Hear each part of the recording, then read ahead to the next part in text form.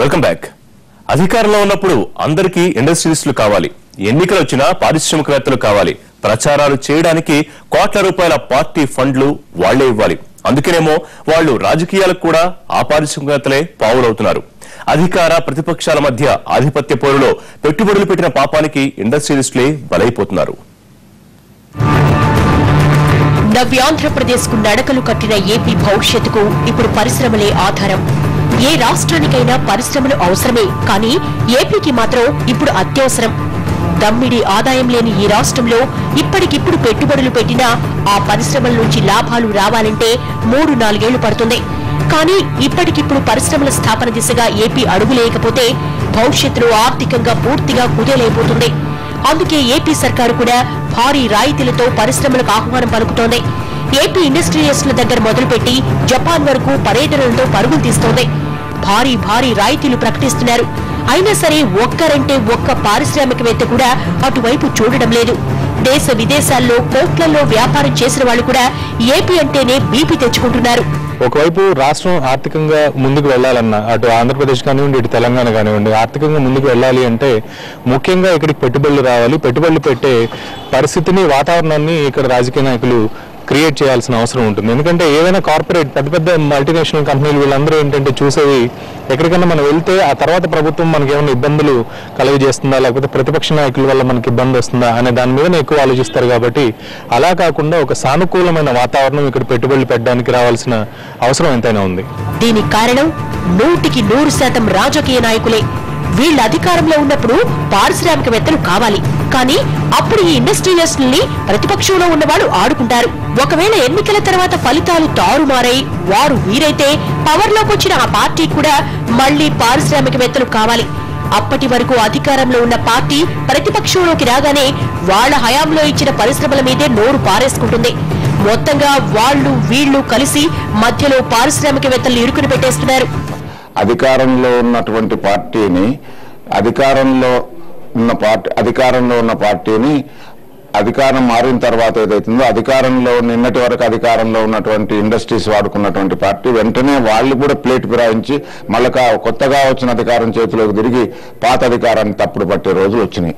ఇలా వివాదాలతో సరిపెడితే పర్వాలేదు, ఇప్పుడు పొలిటీషియన్ల పుణ్యమా అని ఇండస్ట్రియలిస్టులు ఏకంగా జైలుకే వెళ్లాల్సిన పరిస్థితి దాపురించింది. కోట్లకు పడగలెత్తిన వాళ్లు కూడా సిబిఐ ముందు చేతులు కట్టుకోవాల్సిన దుస్థితి తలెత్తింది. కోర్టు వేసుకుని విమానాల్లో తిరిగేవారు కోర్టుల చుట్టూ తిరగాల్సి వచ్చింది. కేవలం ఏపీలో పెట్టుబడులు పెట్టిన పాపానికి నేరగాళ్లతో పాటుగా జైల్లో ఉండాల్సి వచ్చింది. ఇలాంటి పరిస్థితులు ఇక్కడుంటే ఇక మీద ఎవరు మాత్రం పెట్టుబడులు పెడతారు, ఎవరు పరిశ్రమలు స్థాపించడానికి ముందుకొస్తారు? ఇండస్ట్రియలిస్ట్ ఎందుకు పొలిటీషియన్ దగ్గరికి పోతారు? ఎన్నో అనుమతుల కొరకు పొలిటీషియన్ దగ్గరికి వెళ్తారు. పొలిటీషియన్ అవసరాలు తీర్చడానికి పొలిటీషియన్ ఏం చెప్తాడు, ఈ అనుమతులు ఇవన్నీ ఇవ్వాలి అని అంటే మరి కొంత మాకు సాయం చేయాలి, డబ్బు రూపాయన సాయం చేయాలి, లేకపోతే ఎలక్షన్స్ ఫండ్ ఇవ్వాలి, ఇంకేదో రకంగా వాళ్ళు అడుగుతుంటారు. అటువంటిప్పుడు ఏమవుతున్నది, పొలిటీషియన్స్ దగ్గరికి పోవాల్సిన అవసరం ఎందుకు వస్తున్నది అని అంటే మన అప్రూవల్ మెథడ్స్ ఏదైతే ఉన్నదో, industrial approvals method, land allotment అనుకోండి, ఏదైనా ఈ అప్రూవల్స్ అనేవి చాలా క్లిష్టంగా ఉండిపోతున్నాయి. కొత్త పరిశ్రమలు రావాలి కావాలి అంటారు, తీరా వచ్చి పరిశ్రమలు పెడితే అల్లరి చేస్తున్నారు. వాళ్ళు పీఠమెక్కితే వీళ్లు పీఠమెక్కితే వాళ్ళు ప్రతిపక్షంగా తమ ఉనికిని చాటుకోవడానికి నిండు సభలో గోలగోల చేస్తున్నారు. పిటిషన్లు వేయిస్తున్నారు, కేసులు పెట్టిస్తున్నారు, అల్లరల్లరి చేసి జైలు పాలు చేస్తున్నారు.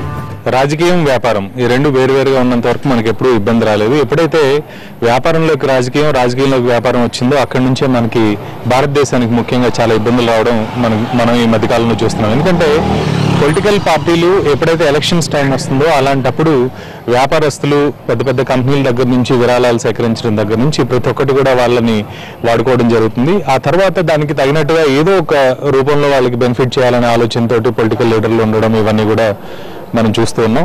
ఇలాంటివే మొత్తం గత 10 ఏళ్ల నుంచి కనుక చూస్తే మనకి జరిగిన స్కాముల్లో ముఖ్యంగా ఇలాంటి వాటిలోనే ఎక్కువ మంది మంత్రులు కానివ్వండి, ఆఖరి ప్రైమ్ మినిస్టర్ని కూడా క్వశ్చన్ చేసే పరిస్థితి మనకి వచ్చింది అంటే ఇలాంటి పరిణామాల వల్లనే. జగన్ ఆదాయ మార్గాల కేసులో రాష్ట్రంలో ఉన్న పెద్ద పారిశ్రామికవేత్తలంతా కోర్టు మెట్లెక్కారు.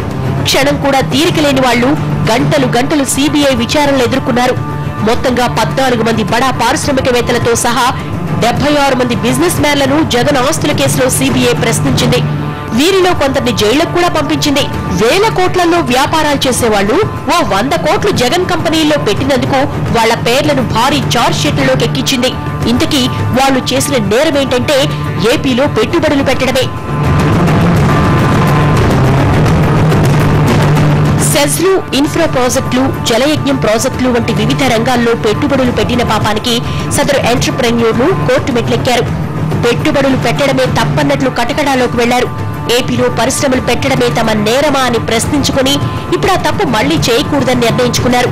వాళ్లను చూసి ఔత్సాహిక పారిశ్రామికవేత్తలు కూడా అదే బాటలో ఆలోచిస్తూ ఏపీకి దూరంగా జరుగుతున్నారు. స్టోరీ బోర్డ్ లో మరో షార్ట్ బ్రేక్.